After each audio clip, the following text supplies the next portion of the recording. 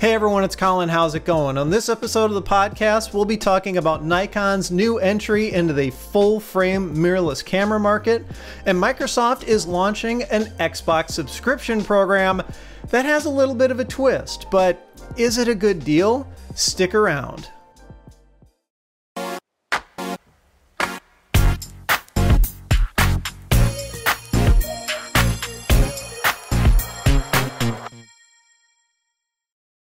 Okay, a couple of interesting but very different developments in the technology world around the time that I'm filming this.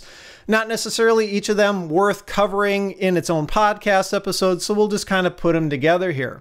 First up, Nikon. They are finally entering the mirrorless camera market for full frame kind of professional photography. This is not Nikon's first entry into the mirrorless market at all. A lot of people tend to forget about Nikon's 1 series of more compact mirrorless cameras. It's probably a good reason why they forget about that series, because it didn't really do terribly well. But moving into full frame is something that's been anticipated for quite a while, and we finally have a clear picture as to where Nikon is going. So they announced their Z6 and Z7 models of full-frame mirrorless cameras. And I'm not going to get too deep into the specifications on them, simply because there are tons of other reviews and first looks, lots of other information and videos and stuff out there about them that go really deep into those cameras from people who have gone hands-on with them. But at first glance, looking at those specs and all of those impressions, I'm left feeling like these new mirrorless cameras are meant to really go up against two very specific competitors: the Sony a7 III and a7R III. They're very similar in many ways and even identical in some other ways to those cameras. The Z6 really kind of goes up against the a7 III, Z7 goes up against the a7R III. Even the pricing is similar between them. Z6, a7 III goes for about $2,000 US, body only. The Z7 and a7R III are a little over $3,000, although the Z7 is actually going to be priced a couple $100 more expensive, but it's in the same kind of price bracket, spec range, performance range, that sort of thing. Now, as you would probably expect with the move to mirrorless, Nikon is also announcing a new lens mount. This is a big deal because this is something Nikon hasn't done in forever. Its normal DSLR and SLR lens mount, which is called the F mount, has been around for decades. They've periodically iterated on it, but never wholesale replaced it. With the move to mirrorless, obviously, just sticking a regular DSLR lens on a mirrorless camera doesn't really work. With mirrorless cameras, the sensor sits much closer to the lens mount, which is also called the flange. So you can't just stick a regular DSLR lens on there and expect it to work properly, because the geometry and optics and everything get all screwed up. Nikon is taking the opportunity to just kind of clean sheet of paper design a new mount. And I think it's a really good decision on its part, because it allows them to address a lot of the limitations that they had to deal with before. The biggest one on this new lens mount design is that it's physically much bigger. It's actually one of the bigger lens mounts across a lot of different camera lineups. It's bigger than Canon's mount. It's bigger than Sony's E mount. And it gives them lots of opportunities in the future for different lens designs, faster lenses, that sort of thing. They can just stick physically bigger glass in front of the sensor on the camera. So obviously, you're going to have this new lineup of lenses to go with this new pair of camera bodies, but off the bat, there's not going to be that many options, and you've got this whole legion of Nikon shooters out there with DSLRs. Many of them are probably going to be interested in this new mirrorless lineup if it means a smaller, lighter camera body, but they've got an existing pretty big assortment of F-mount lenses, these older lenses. So along with these cameras, Nikon's also announcing an official first-party lens mount adapter. It's going for about $250. And it'll let pretty much any F-mount lens work on the new Z series cameras. The newer f-mount lenses will have more functionality on the cameras than the older ones will. Some of the older lenses, you may end up giving up autofocus or automatic aperture control, stuff like that. And again, I don't want to get too deep into the specs, but there's also some discussion about how the in-body image stabilization on these new bodies, new camera bodies, isn't as effective if you're sticking certain adapted lenses on the front because it wants to use the vibration reduction within the lens, and it gets a little complicated there. But Nikon is putting its best foot forward in offering an official lens mount as a bridge for those who want to move from a DSLR over to this new mirrorless series of cameras. Now, a lot of people are really excited about this new series of cameras and lenses and everything. It does represent a really compelling package, but my gut reaction when I first saw the specs and saw the announcement and the pictures and everything is that, yeah, it's nice and everything. But even as a longtime Nikon user, I go back with Nikon decades, I'm just not like that crazy about it. I'm not like blown away. I'm not seriously impressed. I look at it and go, okay, well, it's about time, but why is that? Well, I think it has to do with that whole competing against those specific Sony camera models thing. It feels like it's just like a Me Too kind of a product on Nikon's part. There's nothing terribly innovative. There's nothing that Nikon's really doing that pushes the envelope, that really one-ups Sony. They really just put out an even competitor with what Sony is offering. And Sony is by far the largest, like, full-frame mirrorless camera manufacturer. They have been continuing to gain momentum. Sony has been at this for quite a while now. The company has a lot of experience. It's gone through multiple generations of product, and they're starting to gain more and more professional photographers into the Sony camp just because they're showing real innovation. And I think a lot of people were starting to get frustrated with Nikon and Canon, who we'll talk about in a little bit, because they just feel kind of like left behind, and iteration and innovation in the DSLR market seems to really kind of be stagnating. So I'm not terribly impressed with the new Z6, Z7 camera bodies, simply because they didn't raise the bar. I mean, if you look at it specifically from a Nikon standpoint, it's a huge development, but as a camera market kind of standpoint, it's just another even product. So I guess the only thing that Nikon's really going after isn't necessarily people who are thinking about leaving Sony, but rather people who are thinking about leaving Nikon. They're trying to bail water out of the sinking ship in a way. And it's especially disappointing because it didn't really seem like they actually learned a whole lot from their previous mirrorless effort, right? We talked about Nikon 1 series, and that product lineup, it wasn't just a one and done product. Nikon kept at Nikon 1 for several years. They had multiple models, several different lenses. Granted, that was a more consumer-focused product lineup. They were all 1-inch sensor kind of designs, meant to be more like pocket camera kind of things. But you would think that considering Nikon had dipped its toes in the water with mirrorless before, that maybe with how much time it took them to get to where they are now, they would have maybe figured out some stuff on their own that could have let them leapfrog Sony, but it's like they completely forgot about the 1 series ever existing and simply looked at Sony's lineup and said, let's just do that.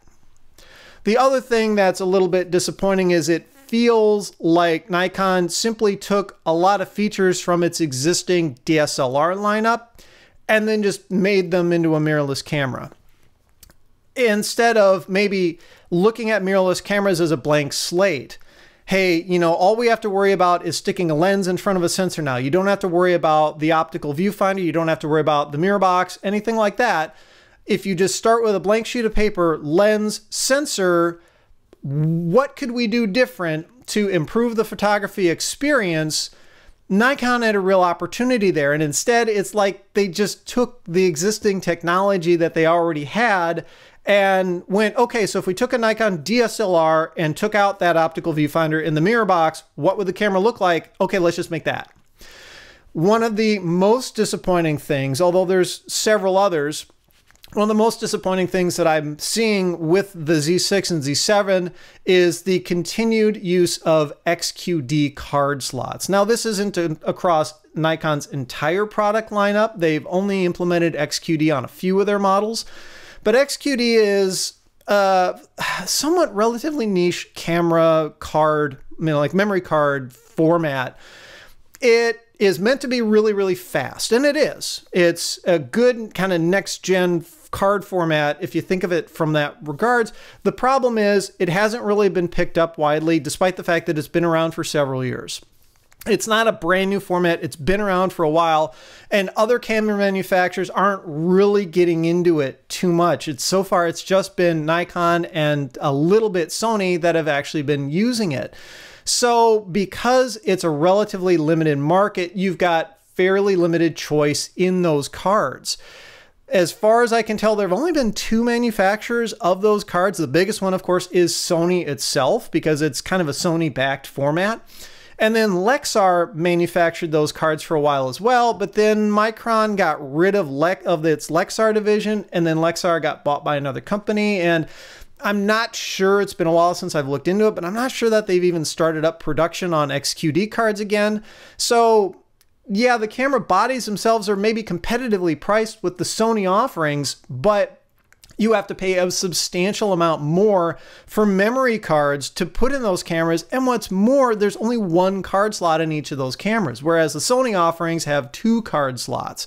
And actually, a lot of other manufacturers offer 2 card slots as well. So, I mean, that's just one angle as to how relatively limited these cameras kind of are off the bat. Again, simply because it feels like Nikon just brought a bunch of its existing tech over. The other thing that's really limiting, we kind of talked a bit about before, is the native lens selection. At launch, there's only 3 native mount lenses for this lineup: a 35mm f1.8, a 50mm f1.8, both of those are primes, and then an f4 zoom that's 24 to 70 millimeters, which, at least if they're going to do a zoom, that's the correct range, I think, for them to start with. Beyond those 3 lenses, if you want to use any other glass on a Z6 or Z7, you have to go with that adapter. Now, I think it's understandable that they're going to have relatively limited lens selection at launch. It is a brand new series, it's a brand new mount and all that. But at the same time, Nikon has made and continues to make a lot of lenses. They are one of the leading lens manufacturers, just like Canon. Canon makes a ton of lenses. They've had a rich history in making lenses. Same thing with Nikon. So it's not like Sony, where lens manufacturing is a relatively seemingly kind of lower priority thing for them. They haven't done it quite as long. So it's understandable in the Sony camp that the lens selection isn't as robust, simply because the age of the platform is relatively, young. With Nikon, they've got history going back decades of manufacturing lenses. And considering how long it takes to develop a new lens mount and these new bodies and everything, you would think that maybe they could have put some more effort into offering a more complete lens lineup at launch. I'm not saying a full, family of lenses necessarily, but maybe 6 or 7 lenses instead of 3.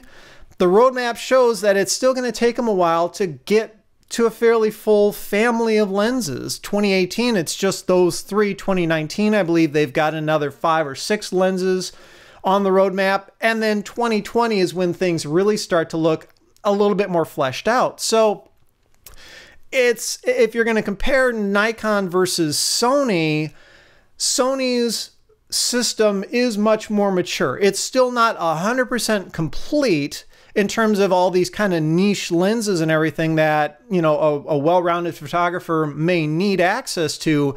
But at the same time, the other thing Sony's system has going for it is that not only has that company been investing more and more into producing more lenses, and they're on to new generations of lenses, but you've also got third-party manufacturers offering lenses for Sony's E-mount as well. So you can buy a lens from Zeiss, you can buy a lens from Sigma and others to kind of fill in those gaps. Nikon, it's brand new. So basically, if you need to use a lens other than those 3 native ones, you're buying that adapter. And that's going to be an argument that, you know, Nikon fanboys, I guess, are going to be leaning on for a while. Well, yeah, Nikon's got a ton of f-mount lenses. Just buy the adapter and put it on there.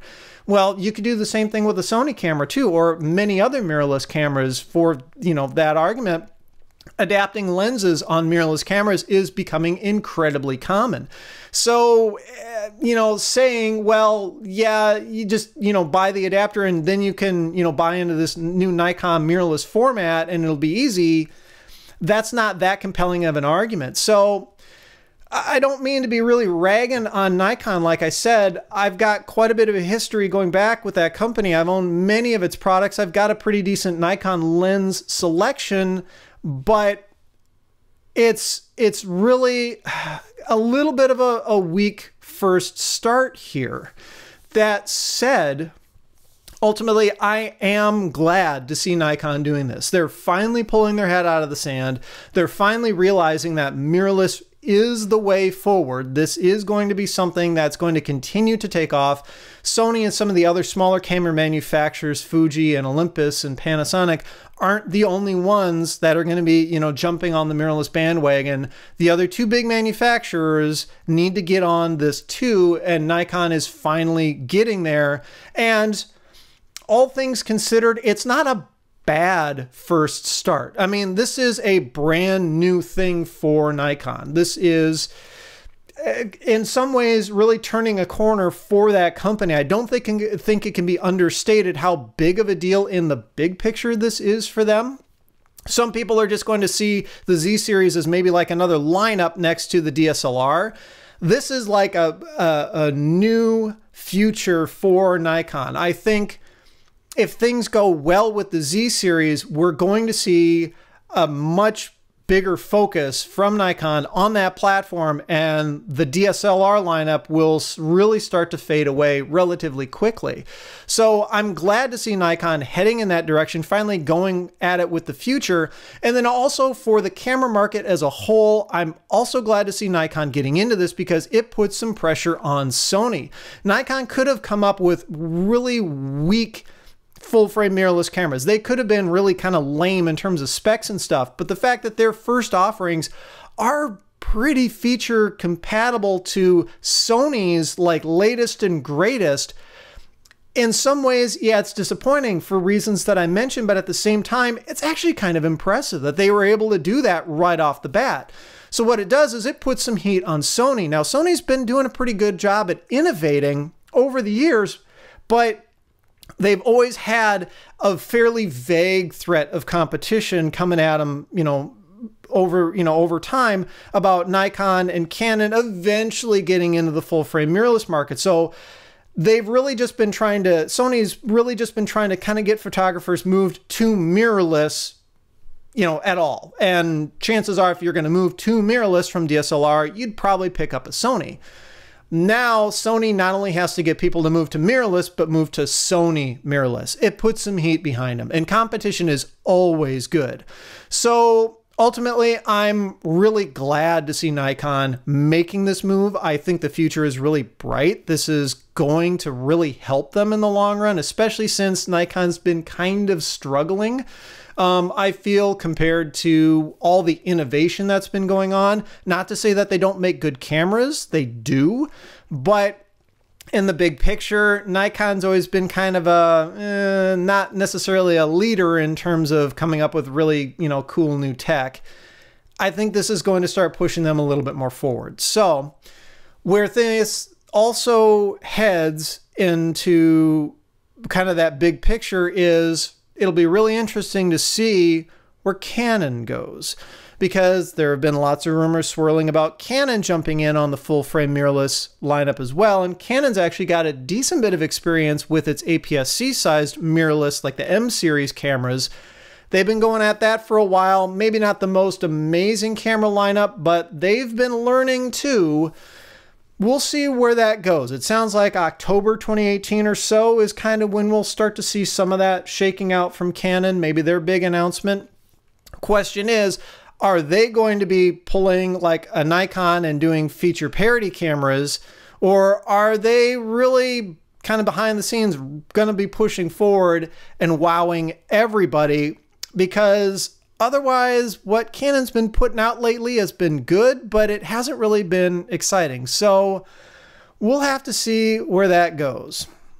All right, so the next topic, this one I think is also equally interesting. Xbox. Microsoft is going to be launching a new subscription service called Xbox All Access. And this isn't necessarily a separate standalone thing, but rather it's kind of a combination of other things that Microsoft's already offering, plus a little bit of an extra twist to it. So Xbox All Access is a monthly subscription program that gets you access to the Xbox Game Pass service plus Xbox Live. But it also gives you a console to run all of that on. So for $22 a month, you will get an Xbox One S console, or if you pay $35 a month, you'll get an Xbox One X. And both of those come with a 2-year contract, so you're locked in for a while. I'm not sure what'll happen if you want to break that contract early, whether you have to send the hardware back or whether you pay like a prorated amount, lump sum, just, you know, to end the contract if you want to get out of it and keep the hardware. But if you stick with it for the full 2 years, it sounds like you do get to keep that console at the end. So in some ways, it's kind of like an installment plan, almost like if you were to buy a cell phone. It's a very similar model to that. But the big thing really is that hardware, the inclusion of hardware in on that deal. Now, this is an interesting program, but not necessarily surprising. You think about it, Microsoft has been trailing Sony for a while. Like this generation, Sony really kind of leaped out ahead and has stayed out ahead. Microsoft's been fighting back here and there where it can, and it's posted some gains, but it really looks like Microsoft isn't necessarily going to overtake PlayStation this console gen. That said, with the weird mid-gen refreshes that we've seen, like the Xbox One X and the PS4 Pro, it shows that we're not going to get a whole new console gen for a while yet. It's not like new consoles are just around the corner. So I feel like Microsoft is trying to get its numbers up as best it can with what time is left. Maybe to try and go into that next gen of consoles a little bit more even with Sony instead of, you know, going into that next gen already behind. So it's trying to just drum up new ways to get those consoles in people's living rooms. So it's a compelling price, really. I mean, $22 a month for a One S or $35 a month for a One X. That's really reasonable, I think, if you think about it, when you consider that it includes those monthly services too.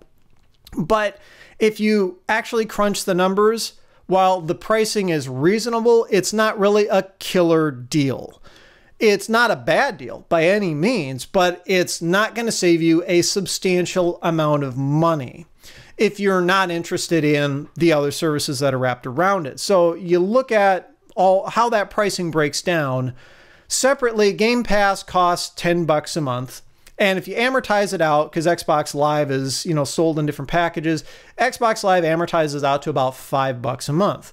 So when you look at that 2-year term, the price delta, what you actually pay for the hardware on the Xbox One S is $168, and for the Xbox One X, it's $480. Those prices are cheaper than what you would pay at retail, but not substantially so. When you consider that a brand new Xbox One S at retail, normal price is $250, but we've seen Xbox One S's go much cheaper. I've seen them on store shelves as cheap as like $180, $190 when there are sales and promos and stuff going on. And the One X is normally $500, and occasionally it dips lower than that as well. You're not really saving a ton of money in that way. And if you compare this All Access program against just buying a used Xbox, if you're willing to buy a used One S or One X, it ends up either breaking even, or sometimes the used console could put you out ahead. So, you know, I think in some ways it depends on your particular situation as to whether this is a good deal or not. And it may not be a good deal, even just in terms of those services that are bundled with it for some gamers. Game Pass, it's got a decent selection of games in there, both Xbox One and Xbox 360. The problem is that they're all back catalog games. It's not like a Netflix for games where you can get the new stuff as well.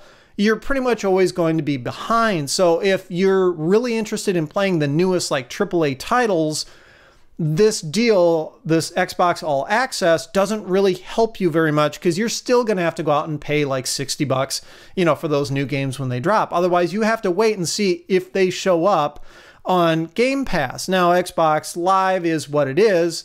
It's not terribly expensive on its own anyway, so I don't think that's something that would really bother people. But, you know, overall, if you're the kind of gamer who doesn't necessarily want to drop a big chunk of money up front, maybe you can't afford it, whatever, but you want to buy an Xbox and you are interested in those older games, like, you know, Game Pass is compelling to you, and maybe you're interested in the brand new stuff as well, but you're just looking for a deal.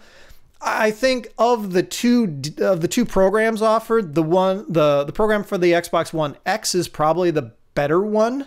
The One S, if you were to buy a used console, I think you'd come out ahead. I don't think it's as compelling, but $35 a month to keep you from having to drop like $500 outright up front, you know, it's not bad. So if the extra services are worth it for you, maybe this is a deal worth jumping on. I don't think it's necessarily going to light the world on fire. I don't think necessarily there's going to be a ton of adoption of a program like that.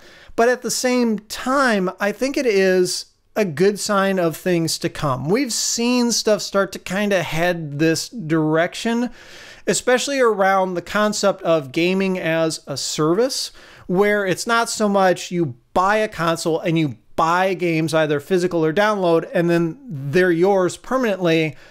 We've been heading towards this whole, you know, you pay monthly to play games sort of model for a while, and this is like the next step in that direction. I could see after this, maybe the next gen of Xboxes, and we've already started to hear rumblings about Microsoft offering like streaming only kind of Xboxes where you're just playing everything over the cloud. Sony's already had an offering like that where it's streaming games for the PlayStation for a while now. I can see this as moving towards a model where, you know, you don't necessarily have a full-fledged console anymore, where it's really just kind of a streaming device and you pay monthly and you can play the games, you know, just over the internet. So this is maybe Microsoft doing kind of a practical dipping of its toe in the water to see, are people receptive to, instead of doing that big outright purchase, just breaking it up monthly. Of course, the bean counters love getting people in on monthly programs like this because it makes the accounting easy. It's much more stable revenue than selling a whole bunch of consoles, you know, at launch or around the holiday season or whatever, and then other times of the year it being a lot quieter. It's going to be really interesting to see where this goes, but I don't think necessarily we're going to see the end of just outright buying consoles and outright buying games, but in any event, this is a really interesting direction, and I'm curious to see where this goes. Whether streaming games in general is a good idea or not, well, I think that's a topic for another episode. Anyway, I am curious as to your thoughts on both of these topics, the whole Nikon camera thing, the Xbox game, you know, the subscription kind of program for games and consoles together. Let me know what you think down in the comments. Is it a good idea? Is it a bad idea? I want to hear what your thoughts are on this. Are you interested in buying into either of those things, the new cameras or that subscription program, or are you happy with what other manufacturers are offering or the traditional methods? Anyway, if you're interested in audio-only versions of these podcasts, I have them available for Patreon supporters at all contribution levels. They're plain MP3 downloads, plus there's private RSS feed support. Just throw it in the podcast player of your choice. Plus, these episodes usually go up a few days before they arrive on YouTube, and it all goes to help support the channel, so if that's something you're interested in, maybe worth considering. Anyway, if you like this one, I would appreciate a thumbs up. Be sure to subscribe if you haven't already. You can follow me on Twitter and Instagram at thisdoesnotcomp. And as always, thanks for watching.